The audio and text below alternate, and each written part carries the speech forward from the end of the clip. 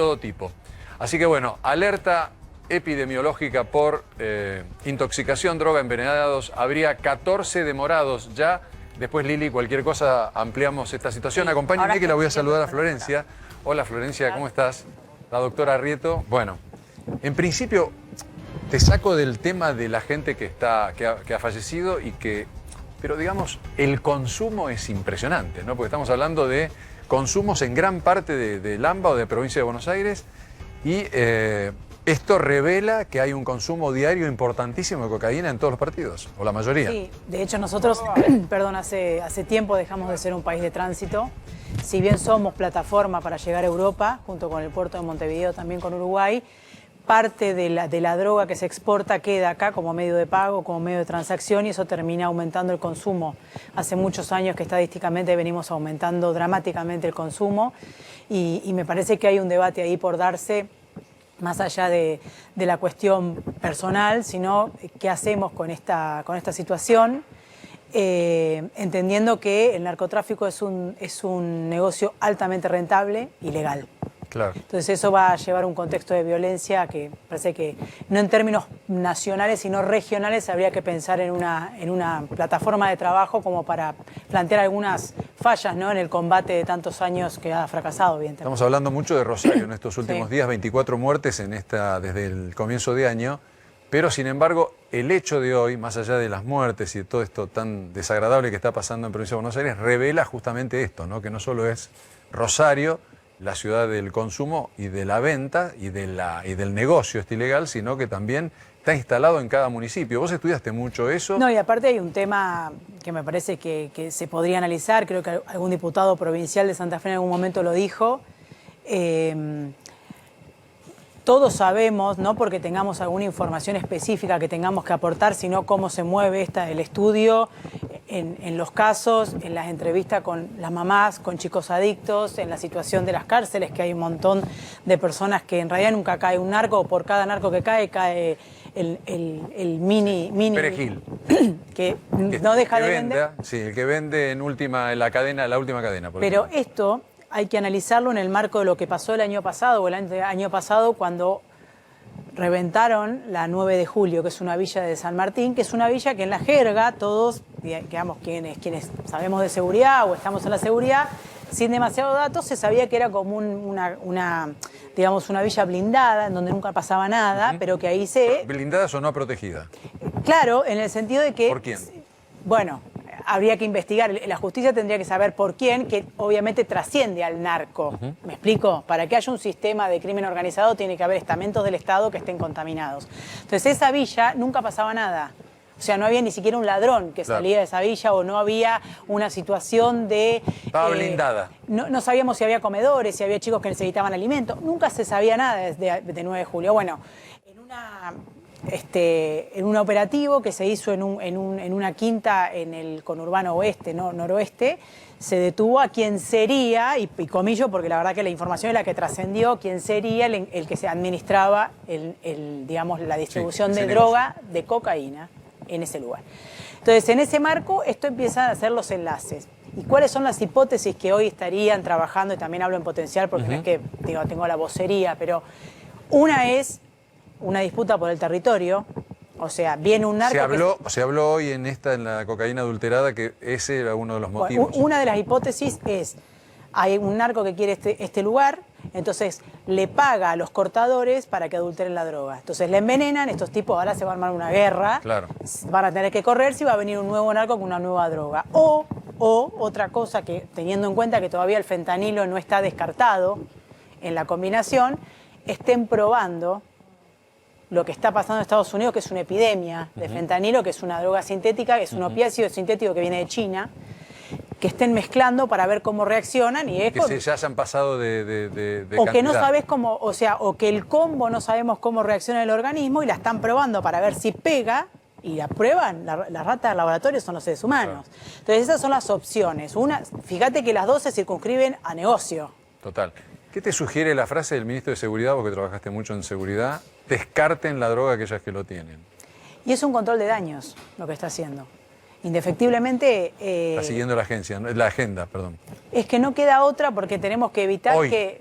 hoy esa es una frase que, si bien es polémica, diríamos que es necesaria. Es un control de daños, es necesario para que la persona que circunstancialmente compró, porque también acá hay un tema que me parece que por eso hay que debatirlo en profundidad.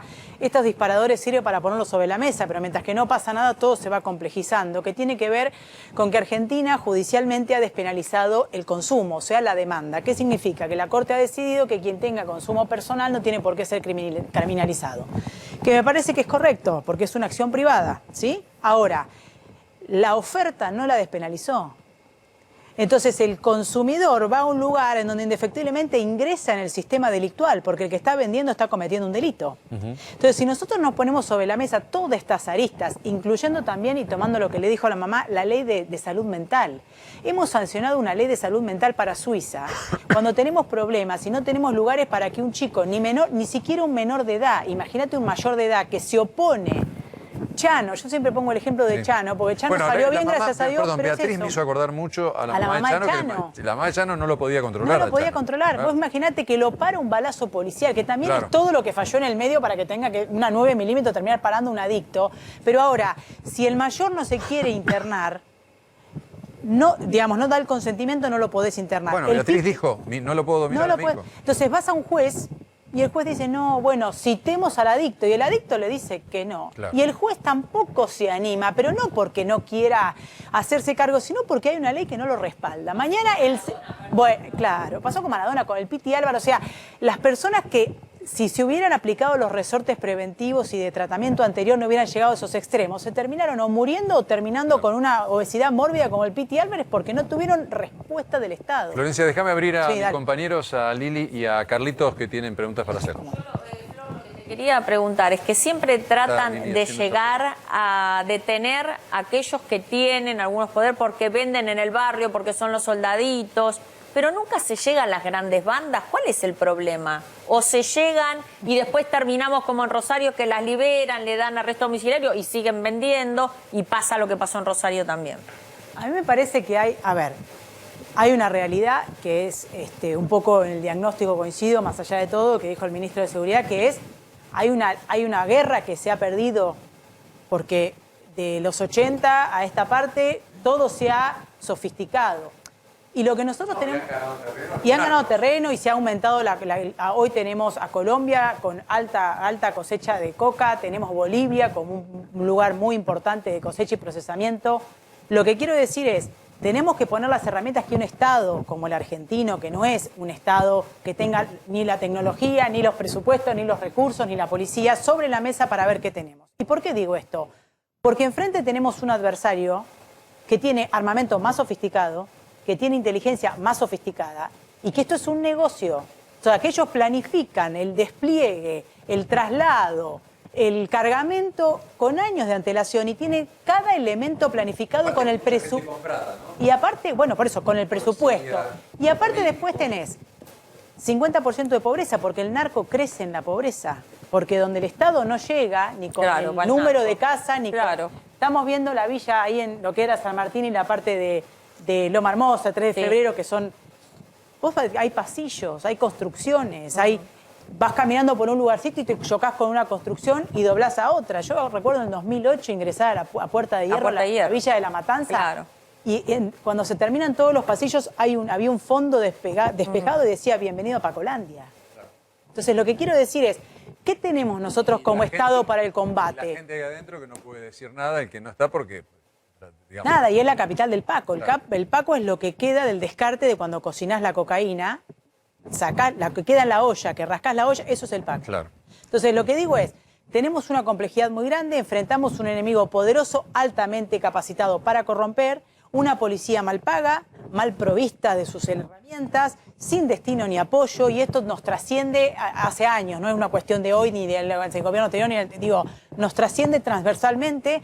Explota Rosario, también tenemos que hablar de eso, explota Rosario porque en Rosario en algún momento decidieron que la recaudación vertical de la policía, que es el porcentaje menor de los corruptos, pero son los que toman las decisiones en algún lado, se cortó. Claro. Entonces, lo que antes estaba contenido se horizontalizó. Claro. En la provincia de Buenos Aires, todavía la parte corrupta de la bonaerense sigue controlando el territorio, por eso no se desmadra como en Rosario. Ahora, si alguna vez se llega a desmadrar, chao. Entonces, ese es el acabose. Esa podría ser una de las razones porque Rosario está aparentemente peor que el Gran Buenos Aires. Porque o Buenos la Aires. estructura, creo que Carlos Del Frade, que es un diputado de la oposición, hizo un análisis muy interesante, que decía que no quiero mentir, pero que no sé si publicó un artículo en donde hablaba de cuando vino el gobernador Wiener, lo que hizo fue romper la estructura de recaudación histórica, ¿no? Entonces, lo que antes era el comisario que estaba en el sur de Rosario tenía que estar controlado. ¿Qué significa?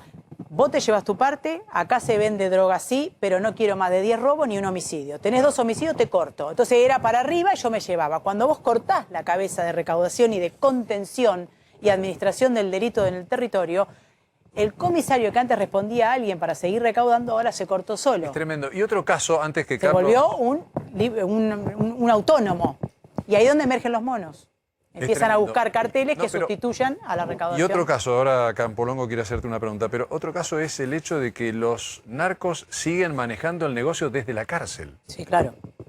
Eso es un gran error de haber sacado la inteligencia, suponer que algunos elementos o algunas investigaciones que tengan que ver con presunto espionaje ilegal tenga que desmantelar el sistema de inteligencia criminal dentro de un penal. Eso es un gran error porque uno tiene que tener controlado, y más en los penales federales, a personas que tienen alta capacidad de daño como lo que estamos viendo. De hecho, el PCC, que es el primer comando de Capital, que es un comando de crimen organizado que tiene base en San Pablo, se creó en la cárcel y hoy está en alianza con la Drangheta, parece una locura lo que te digo, pero está en alianza con la Drangheta calabresa, en donde ellos hacen el control de la cocaína, la trasladan hasta la Brasil, por el puerto de Santos o el puerto de Montevideo, y en algunos casos también Buenos Aires se va al puerto de Reggio Calabria, donde ingresa la droga para repartir en Europa. Vos imaginate que Creo que había algunos del PCC que estaban presos acá en Argentina, ¿no? Y había un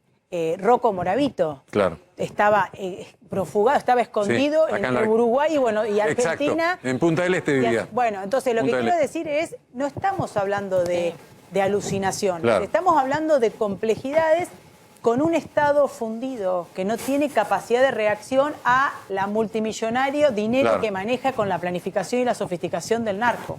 Campolongo, ¿tenés ahí un aporte? No, mi pregunta es, caen dealers, pero nunca caen grandes narcotraficantes y mucho menos las fuentes de financiación. ¿Qué me podés decir vos que tenés experiencia? Bueno, es un tema... Creo que hay una falta de política, además, nacional. Sí, de política criminal, ¿no? Que trascienda, la seguridad no es ideológica, que trascienda los gobiernos y que se marque una línea. Es decir, que haya política de Estado, decís vos.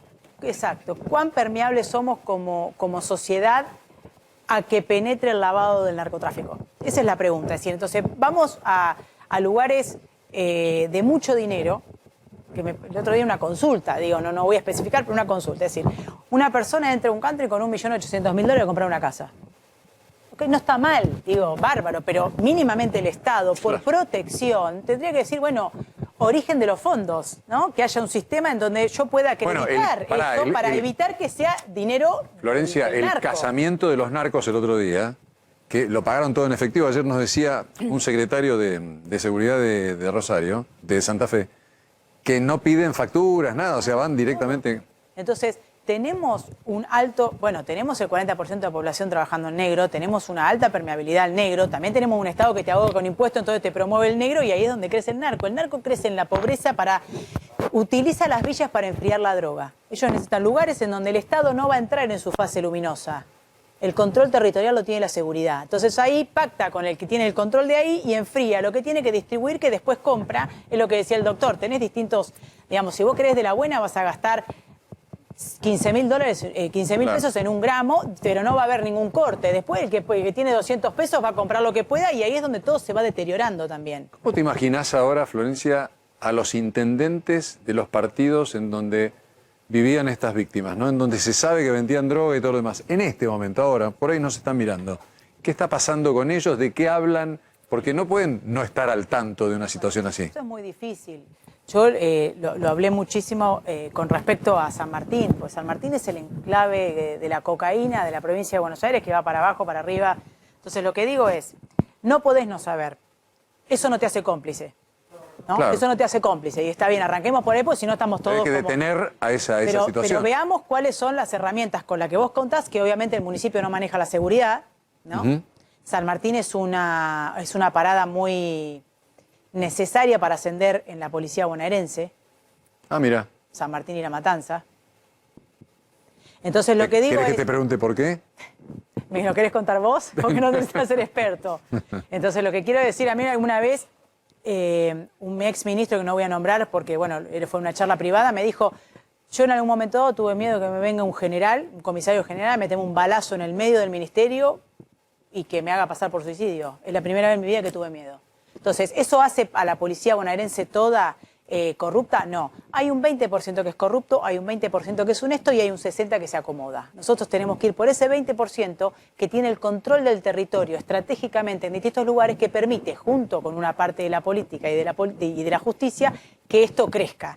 Y crece y revienta, porque en realidad esto se va a disputar siempre a los tiros, porque es un negocio altamente rentable y legal. Claro. Indefectiblemente está íntimamente vinculado a la violencia. Por eso digo, en algún momento plantear alternativas que no puede ser en términos personales como país, pero sí regionales, de buscar opciones, qué sé yo, la marihuana.